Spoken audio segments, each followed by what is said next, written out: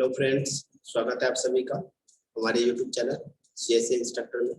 आज के इस वीडियो में हम लोग diploma in computer science and engineering branch के एक subject system analysis and management information system जो है आपका सीएससी 4th सेमेस्टर में उसके प्रीवियस ईयर क्वेश्चन को सॉल्व करेंगे।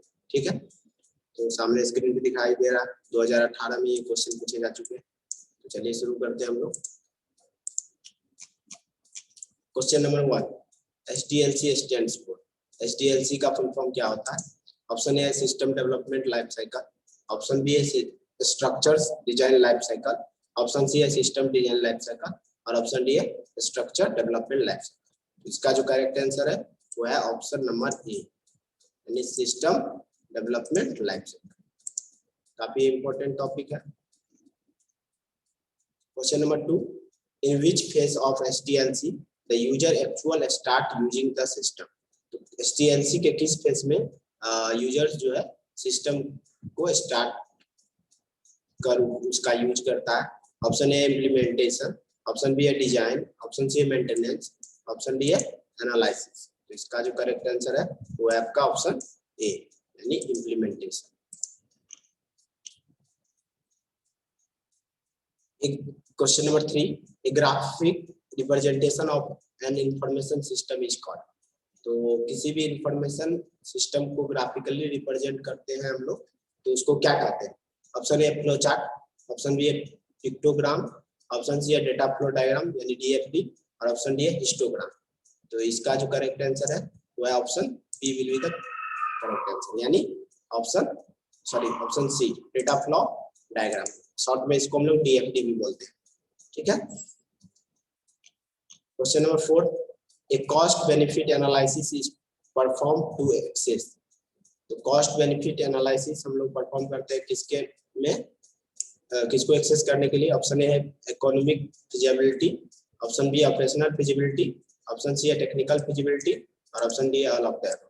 तो कॉस्ट एंड बेनिफिट कहां पर होगा? क्वेश्चन में ये आंसर छिपा हुआ है, वो होगा आपका option number A, economic feasibility.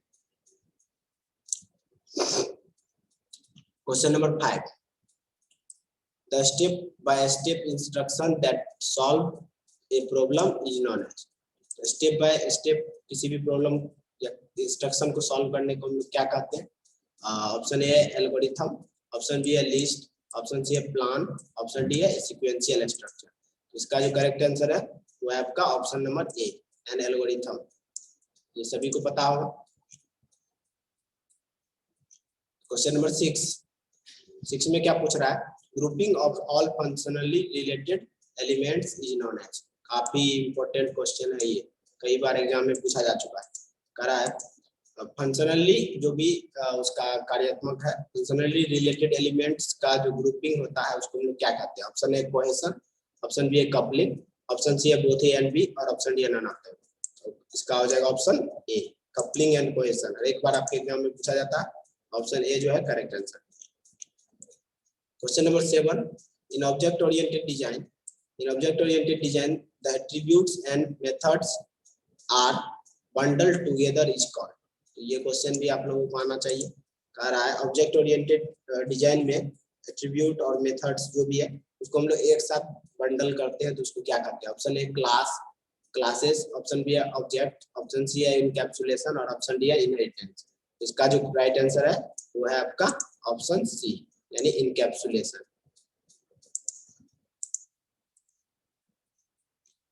Question number 7, documentation is prepared. Documentation हम लोग प्रिपेयर करते हैं कब? ऑप्शन ए है एवरी स्टेज, हर एक स्टेज में, ऑप्शन बी है एट सिस्टम डिजाइन करते समय, ऑप्शन सी है ए सिस्टम एनालिसिस और ऑप्शन डी है none of them.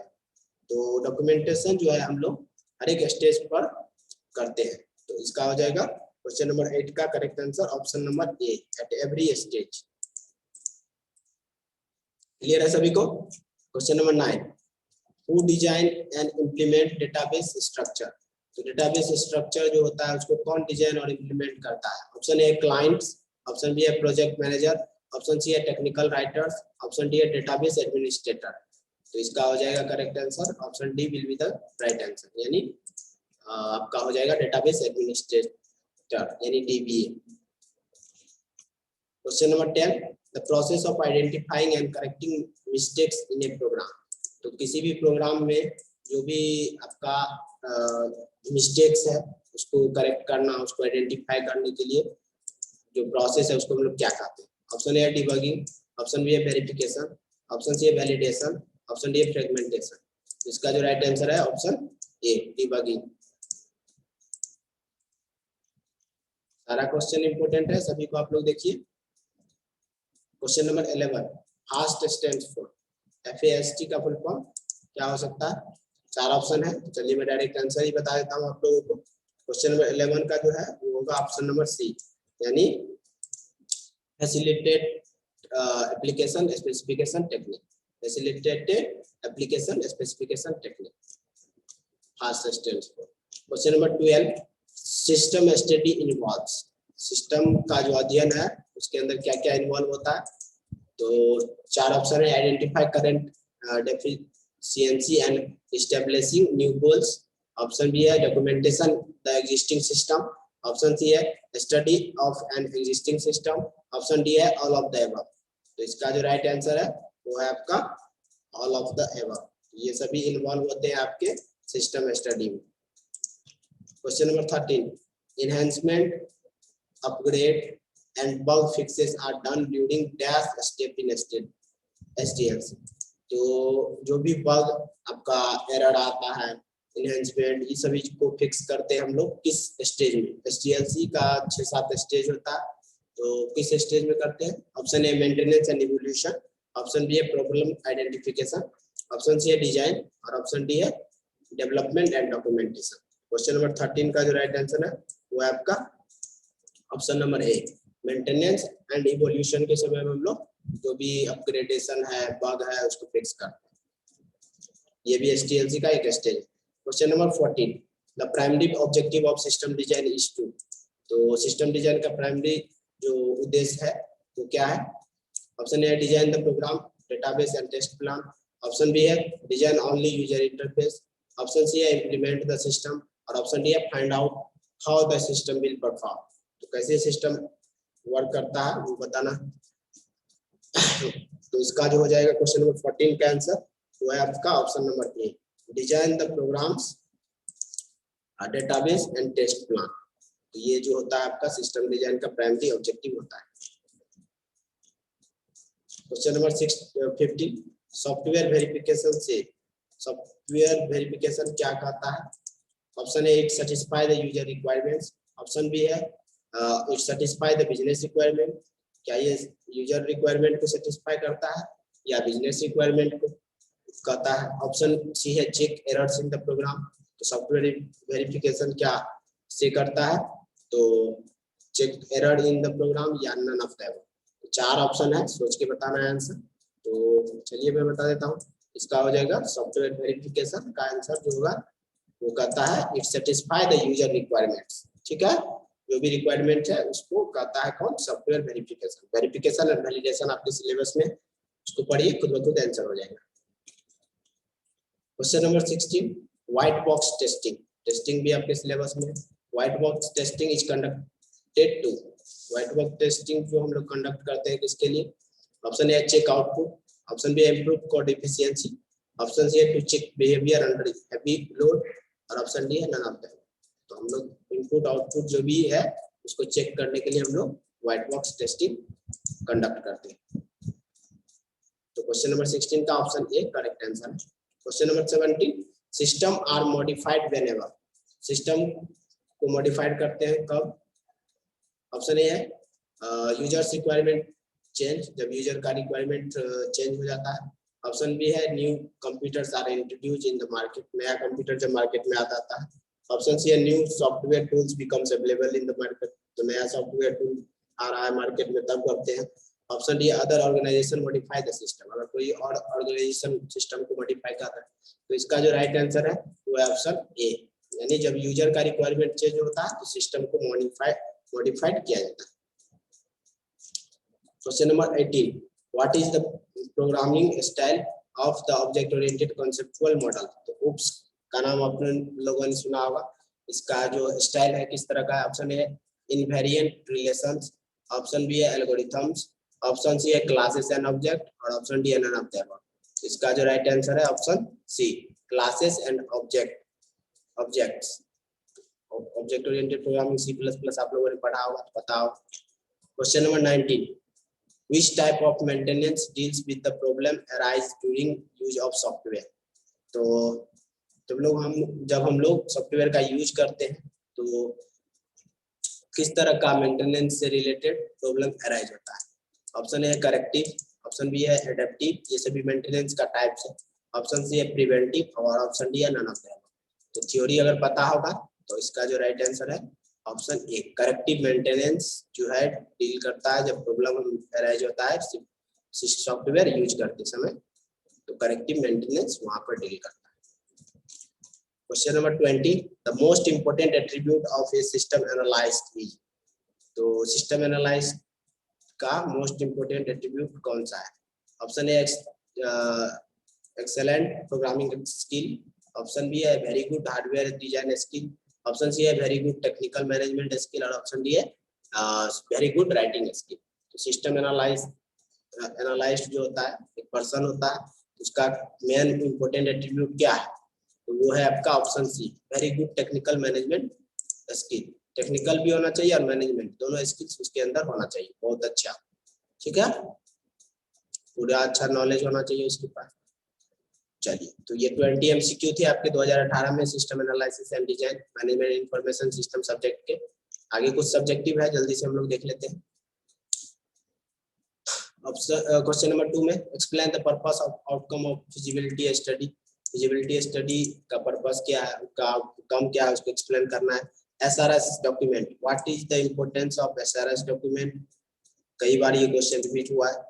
Compare the object oriented approach with module oriented approach, दोनों को कंपेयर करना है। Explain responsibility of system analyst, system analyst जो है पर्सन, उसका रिस्पांसिबिलिटी क्या क्या है उसको बताना है। Explain benefit of business process री इंजीनियरिंग, BPR जो है आपका बिजनेस प्रोसेस री इंजीनियरिंग, उसका क्या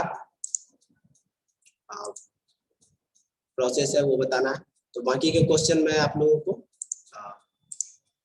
ये जो क्वेश्चन है इसको मैं डिस्क्रिप्शन बॉक्स में दे दूंगा, आप लोग उसको सॉल्व करके अपने कॉपी में लिख लीजिए। क्वेश्चन नंबर इसी का अथवा है 4 का, explain the term top down approach and bottom up design.